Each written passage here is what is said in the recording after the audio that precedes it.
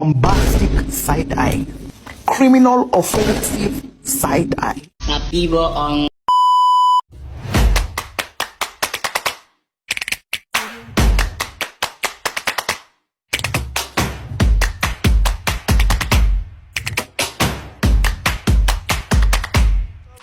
어쩜 이렇게 시간이 안 가는지 정말 버스 안에서 고인 이불 속에서 고인은 언제나 너에게 고인 Assalamualaikum warahmatullahi wabarakatuh.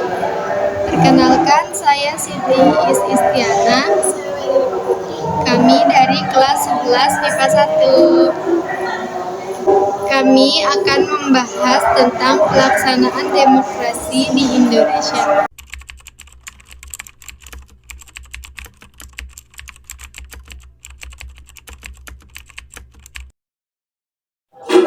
Assalamualaikum warahmatullahi wabarakatuh. Teman-teman, sebelumnya apa sih demokrasi itu? Demokrasi adalah pelembagaan dari kebebasan.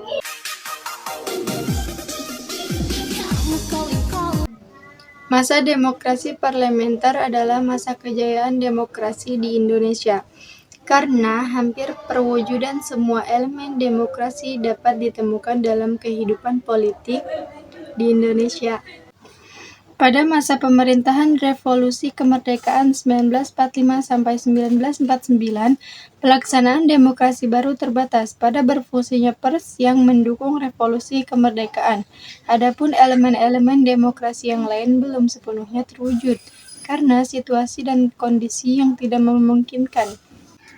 Periode kedua pemerintahan negara Indonesia Merdeka berlangsung dalam rentang waktu antara tahun 1949 sampai 1959. Pada periode ini terjadi dua kali pergantian Undang-Undang Dasar. Pertama, pergantian Undang-Undang Dasar 1945 dengan Konstitusi RIS pada rentang waktu 27 Desember 1949 sampai dengan 7 Agustus 1950. Kedua, pergantian Konstitusi RIS dengan Undang-Undang Dasar sementara 1950 pada rentang waktu 17 Agustus 1950 sampai dengan 5 Juli 1959.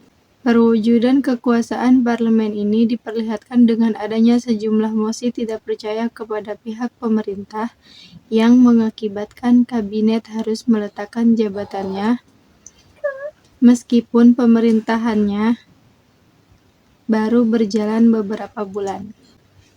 Seperti yang terjadi pada Insinyur Juanda Kartawijaya yang diberhentikan dengan mosi tidak percaya dari parlemen. Demokrasi parlemen hanya bertahan selama 9 tahun, seiring dengan dikeluarkannya dekret oleh Presiden Soekarno pada tanggal 5 Juli 1959 yang membubarkan Konstituante dan kembali kepada UUD 1945.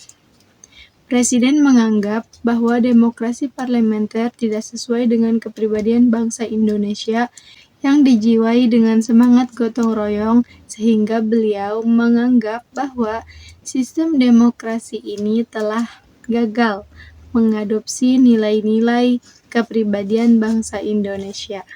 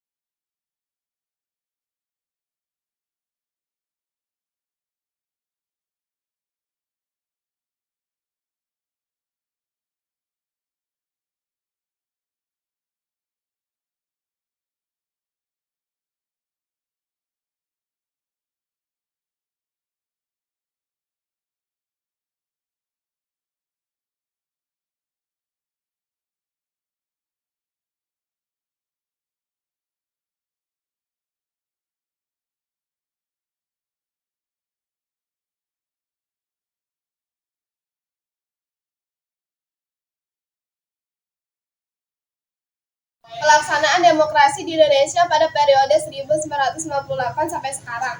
Presiden Soeharto mundur dari jabatannya. Tekanan tidak kurang dari 15.000 mahasiswa mengambil alih gedung DPR atau MPR yang mengakibatkan proses politik nasional praktis lumpuh. Akhirnya pada hari Kamis tanggal 21 Mei 1998, Presiden Soeharto bertempat di Istana Merdeka, Jakarta menyatakan berhenti sebagai presiden dengan menggunakan pasal 8 UUD 1945. Jabatan politik dilakukan secara terbuka. Yang keempat, sebagai besar hak dasar rakyat dapat terjamin seperti adanya kebebasan menyatakan pendapat, kebebasan pers, dan sebagainya.